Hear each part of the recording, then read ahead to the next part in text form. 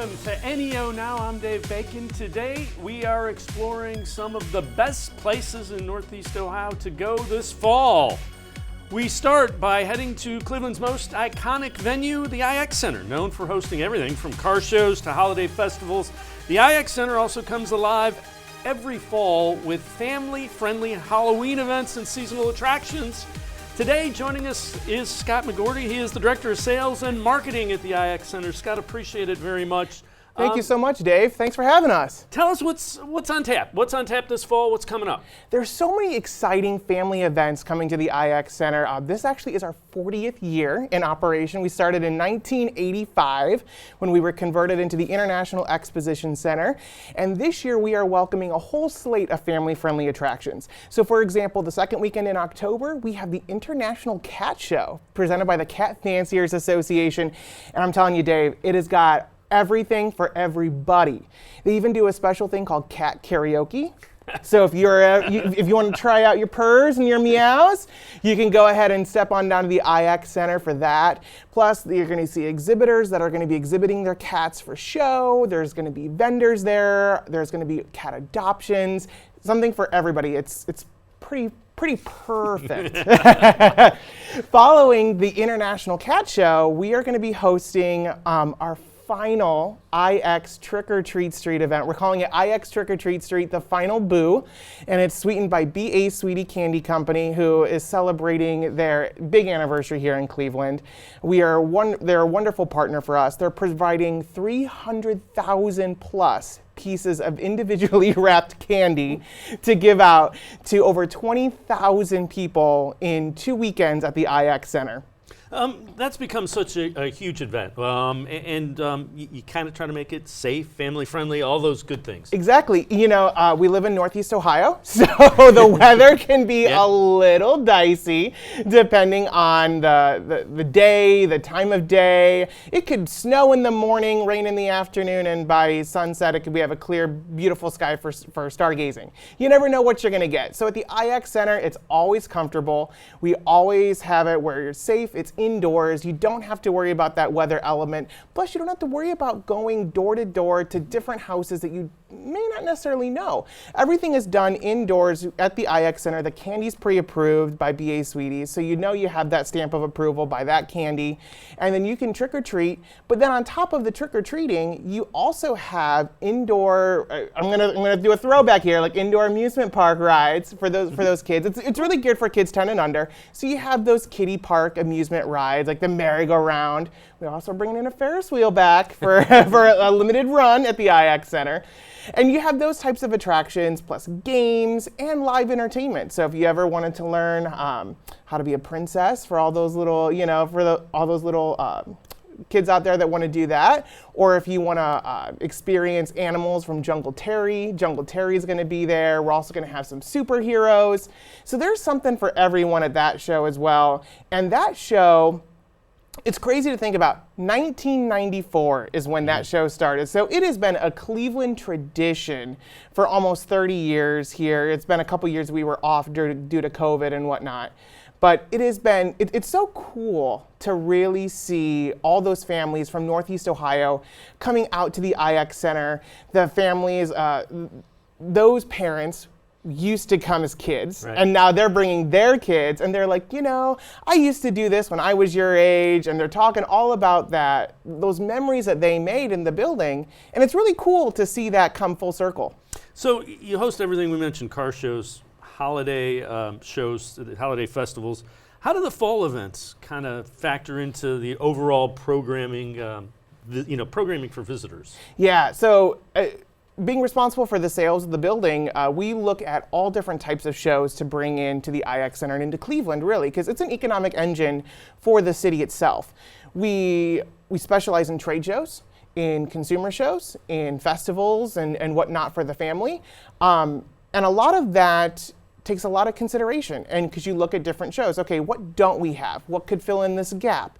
what have we not seen in Cleveland before? What is unique? What is something different that we haven't maybe done in a while, and bring it back?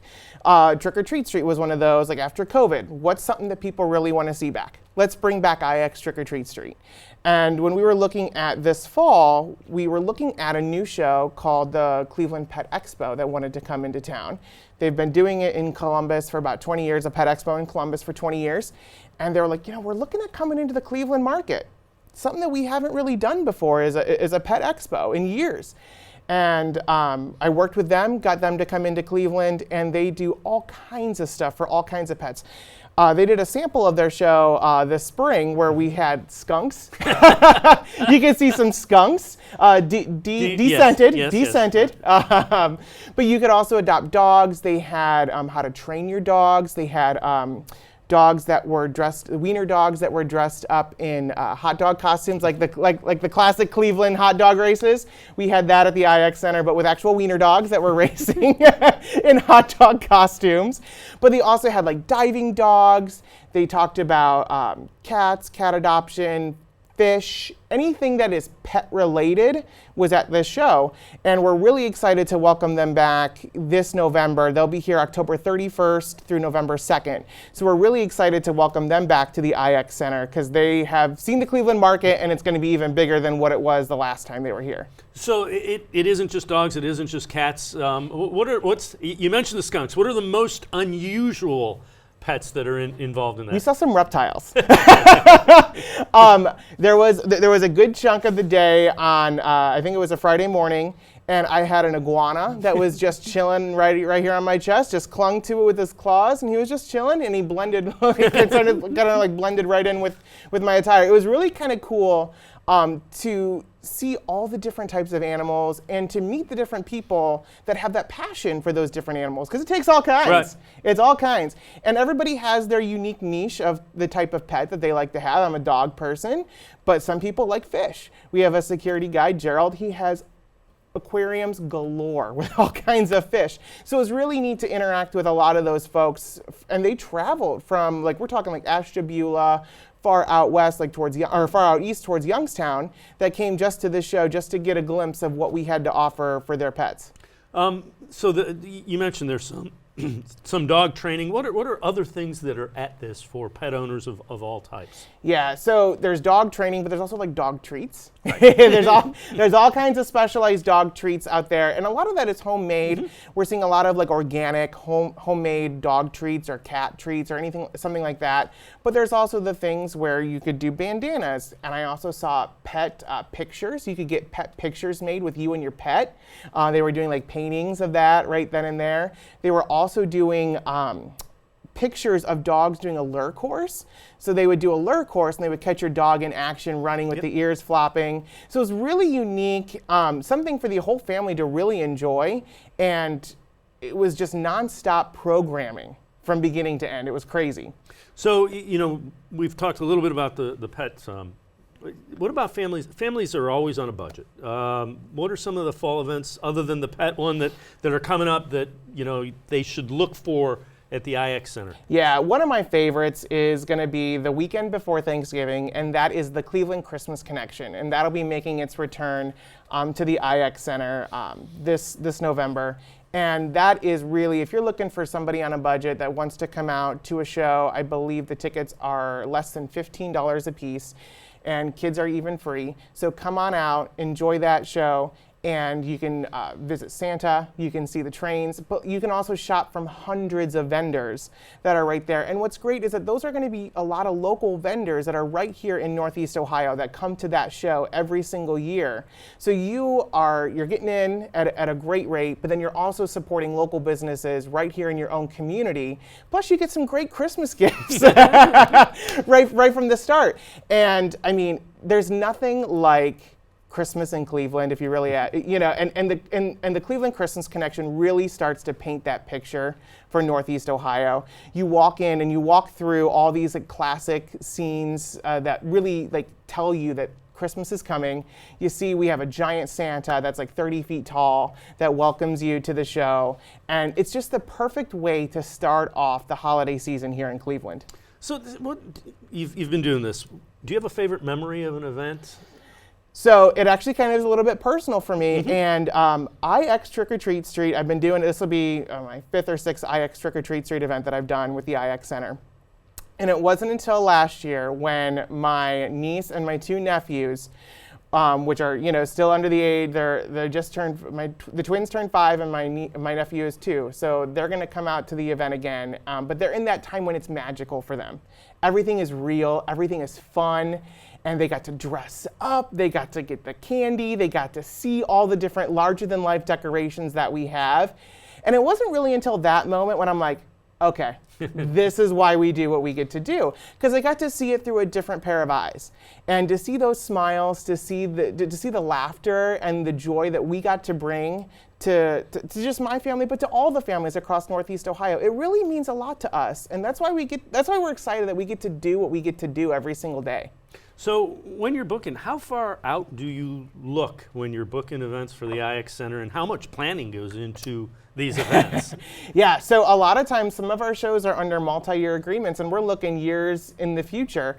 And it takes a team. We have a great full-time staff, and we have some event managers that actually, once a show is booked from the IX Center from a sales standpoint, we turn it over to our event managers, and they go through the whole process with those show promoters, talking through, okay, your load-in days are going to be this. What do you need for your load-in?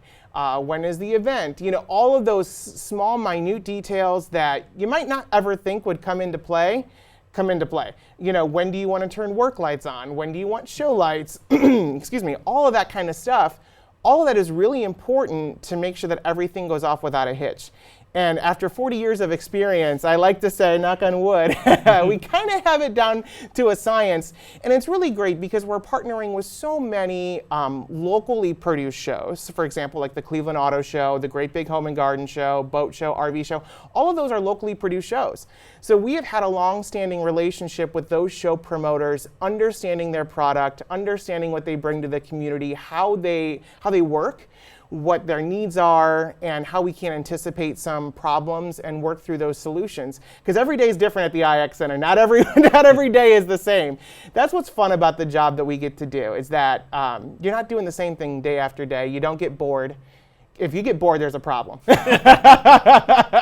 Scott McGorty, appreciate the time. Keep up the great work at the IX Center. Thank you so much, Dave. Appreciate your time. All right, Scott McGorty. He is the Director of Sales and Marketing for the IX Center. We continue with some things to do around Northeast Ohio on NEO Now. Coming up, the Cleveland Metroparks Zoo. Stay with us. We'll be right back.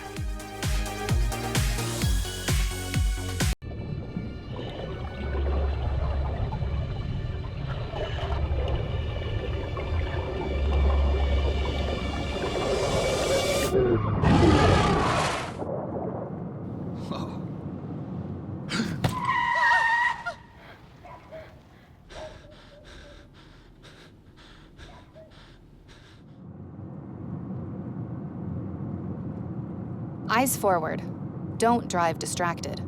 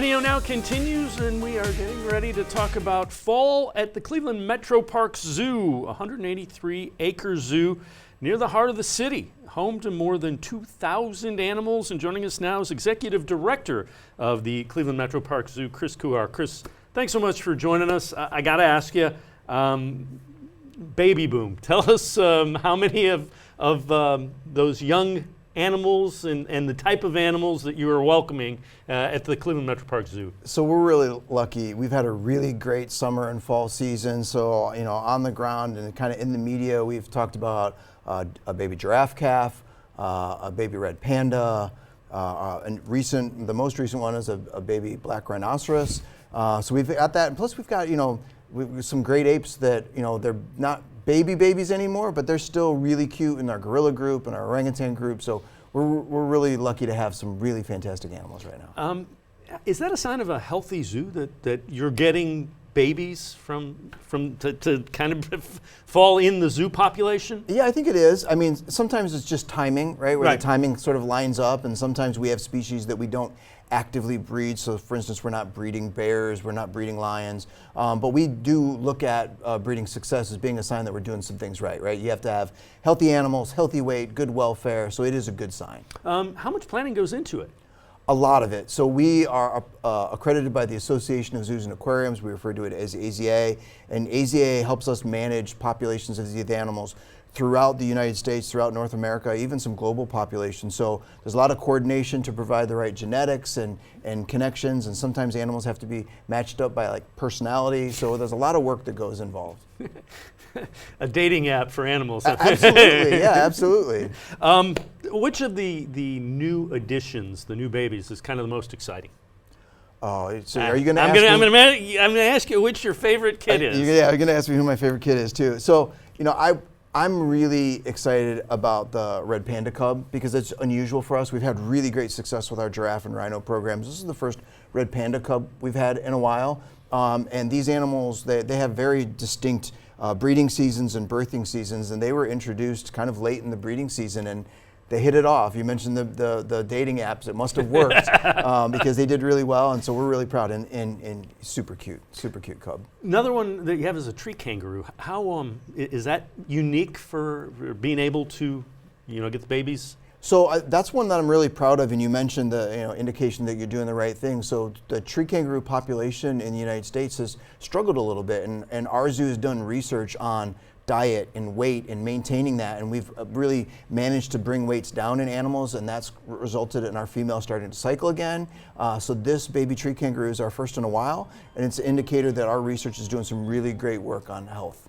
Beyond the excitement of new babies, you're also kind of investing in some major improvements. Yeah. What can you tell us, Primate Forest Project, and what it means for visitors as well as the animals in it? Yeah, so just about a year ago, we closed our rainforest building to do some significant renovation and expansion to that project, and we're referring to the outcome as our Primate Forest building, which is some of the same things that are in the old rainforest, but renovated, but also new outdoor habitats for our orangutans, which we've never had before in our zoo's history. A new entry to the building, new education spaces. So we're really excited to talk about this intersection of human health, animal health, and habitat health. So some great education opportunities, and then phase 2 will involve a wonderful new space for our gorilla group. So we're really excited about those opportunities that it provides for us. When you do something like that, when you change the habitat, even from indoor, outdoor, or indoor to how much research and those kind of things goes into that? So this project is about 10 years in the making, if that helps to answer it. So we try to integrate all the latest research into our design. We try to fix any mistakes in past exhibits, new information. So we're really trying to establish all of those new criteria and kind of set the bar. We're trying to do things a little bit differently, think proactively to benefit both the animals, our staff that's managing all of those animals, and then have a great guest experience. So fall season coming up for Cleveland families, and Boo at the Zoo is back. That's I know a favorite. Yeah. What can guests expect from that tradition this year? Well, I think it's a resurrection of a lot of those things. We stopped doing Boo at the Zoo during COVID, and we've been doing a daytime event since, and we've heard a lot of families talking about they really liked that Boo at the Zoo experience.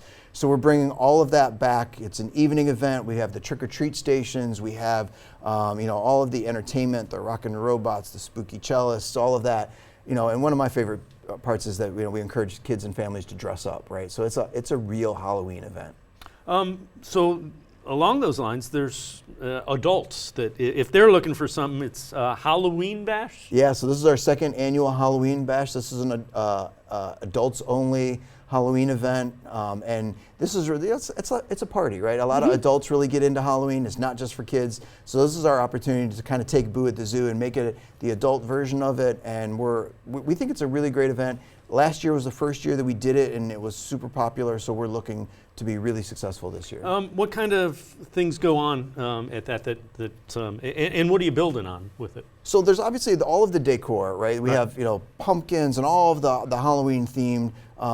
During the early parts of the event, we still have access to the animals. And then there's food, there's drink, there's music. What makes it a party, right? So and then we encourage the adults to dress up too.